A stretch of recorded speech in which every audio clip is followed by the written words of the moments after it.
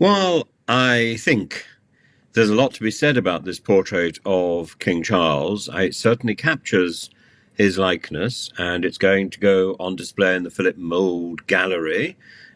I don't know what you think of Philip Mould, fake or fortune and all that stuff. But, and of course, Jonathan Eo, the artist, is famed for, quote, his provocative paintings. I don't know what you think of all this red. To me, it smacks of the king being painted in the middle of some sort of nuclear blast, or walking out of a furnace, or caked in blood. I don't understand quite what the symbolism of all this red is. The butterfly, the idea of a butterfly's wings and all that stuff about changing the patterns on the other side of the world.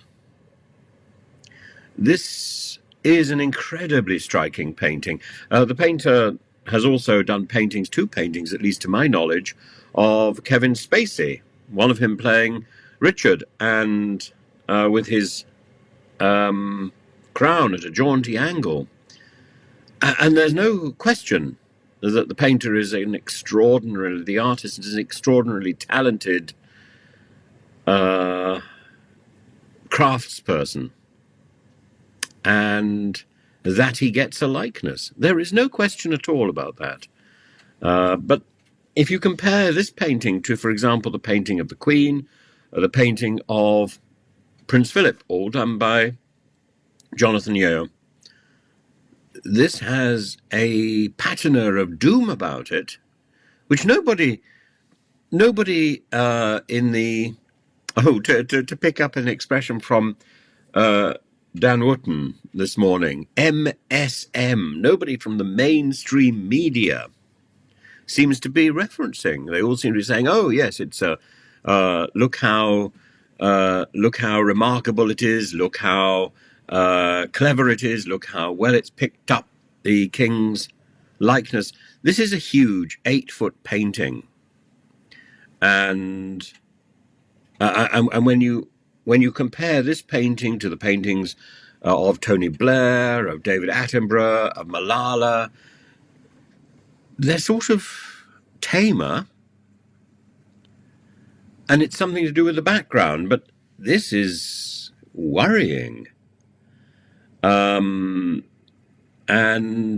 it's worrying and grand and impressive and startling.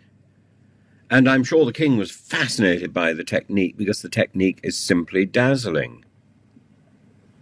And if the king is wearing regimental colours of the Welsh Guards, that colour has swept through the entire painting. It is distinctive, and it's certainly something different, and it's certainly something personal.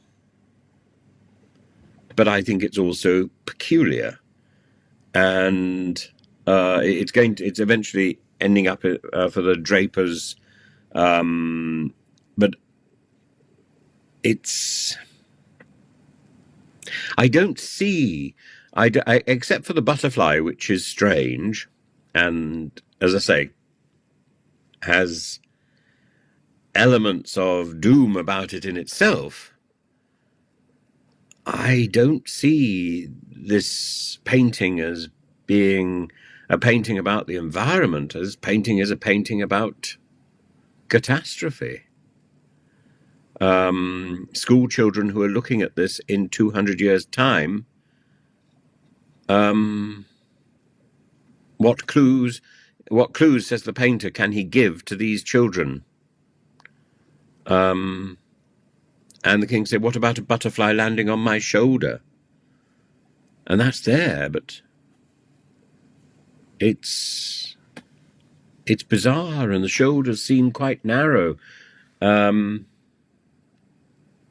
And this is a worrying image. I'd be really interested to know what you think of this. and what impression you think this gives. But I think certainly the Drapers Company, the City of London Livery Company, which has been collecting these royal portraits for centuries, will have a portrait that will cause thought. It's not a conventional portrait. It's not a bland portrait. This, the king is beginning his reign with a statement in art which is as stunning as the Queen's portrait by Freud, by Lucian Freud. And he unveiled it today